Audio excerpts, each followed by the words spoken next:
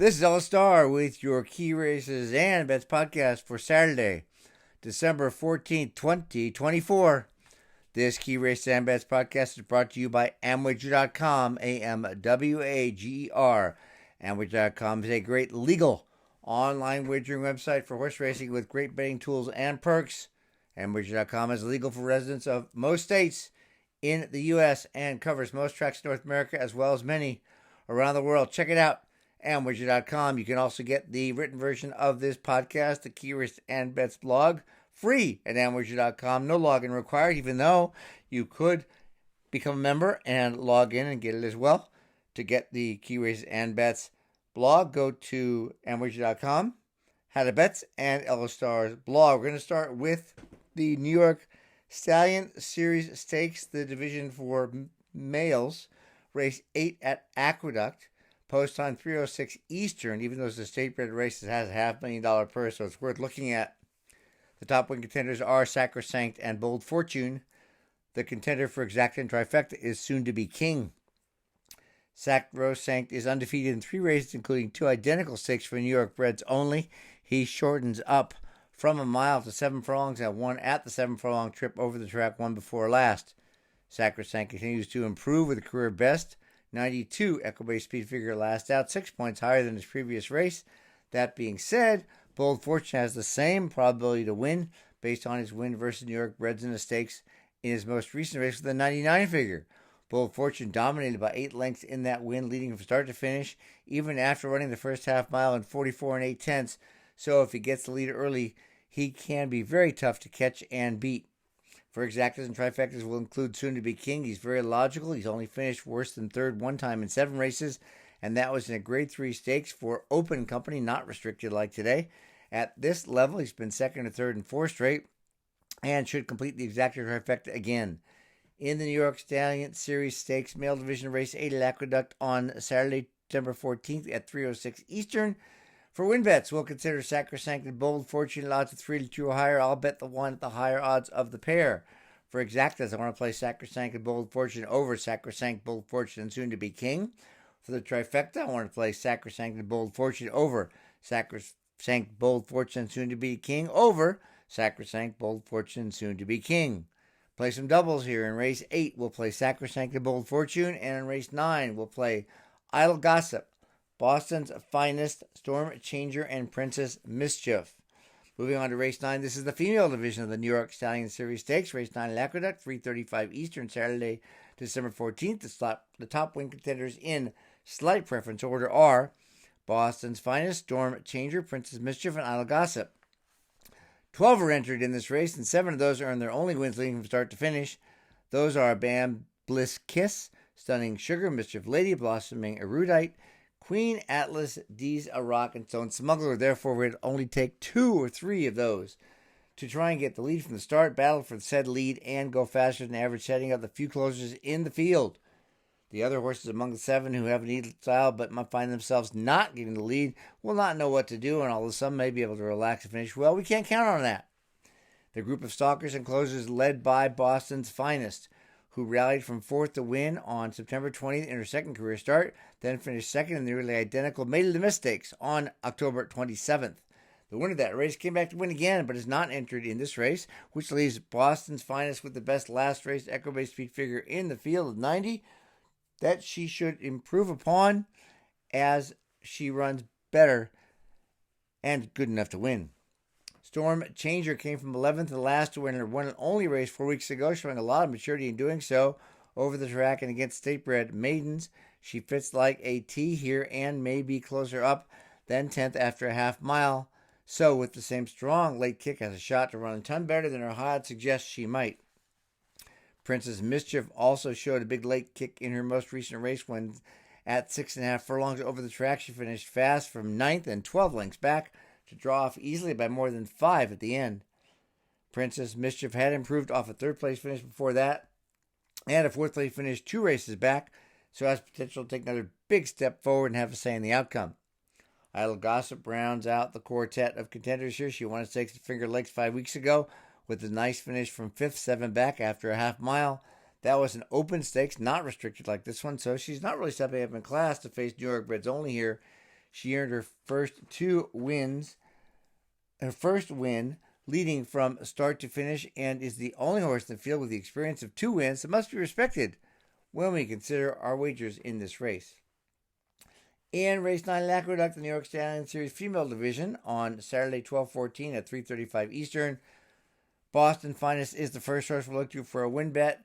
A bit more probable than the other three by virtue of having run faster, so I will consider her first at 2-1 or more. Among the other three, Storm Changer, Princess Mischief, and Idle Gossip, I'll consider betting on at least one of them at 4-1 or more. And when betting on more than one horse to win, there's a way to get a mathematical edge using a Dutching calculator, which prorates your total amount wager for the best edge. And Amwager has an easy-to-use one, which is free and does all the calculations for you. One of many perks at Amwager. For the exact, I want a box Boston's Finest, Storm Chaser, Princess Mischief, and Idle Gossip, and consider a 50-cent minimum trifecta box among those four contenders. Moving now to Florida for a couple of interesting races for 3-year-olds, the first of which is the Tropical Park Oaks, Race 8 at Gulfstream, 3:53 Eastern, Saturday, December 14th. The top win contender is Bell of Rights. Other win contenders are Vive Vuve, In Our Time, Di Regresso, and Strike When Ready, who is and also eligible. Bell of Rights finished second in a very highly rated allowance race for 3-year-olds and upward at the end of October on the grass at Keeneland. That race was won by Kehoe Beach, who came back to win the graded Mrs. Revere Stakes at Churchill Downs 2 weeks ago.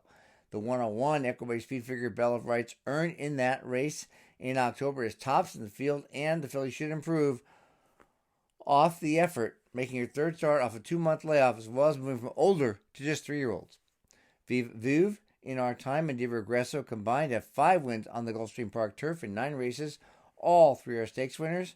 Most recently, In Our Time, Vive Vuve, and Di Regresso finished first, second, and third, respectively, in the Sellers Shiraz Stakes on November 1 on the grass at Gulfstream, with In Our Time going 3 wide on the turn, Di Regresso 4 wide, and Vive Vuve taking the worst of the trip, went 7 wide. Vive Vuve won the Sanibel Island Stakes at Gulfstream on the grass in March and coming home fast from 8th. And Red Hot Tyler Gaffley on rides, which I think gives her a very slight edge of the other two, who are drawn outside of her in the gate today. Just the same, with Vive Vuve having earned a 98-figure one before last in the stakes at Kentucky Downs, with Our Time having earned a 97 Equibase Speed Figure winning last month. All 3 fillies have a shot to succeed her if Bell of Rights doesn't improve as expected. Note also that Strike When Ready was 4th behind Kehoe Beach in the same race Bell of Rights was 2nd in, so that's why she deserves consideration as a contender if she draws in.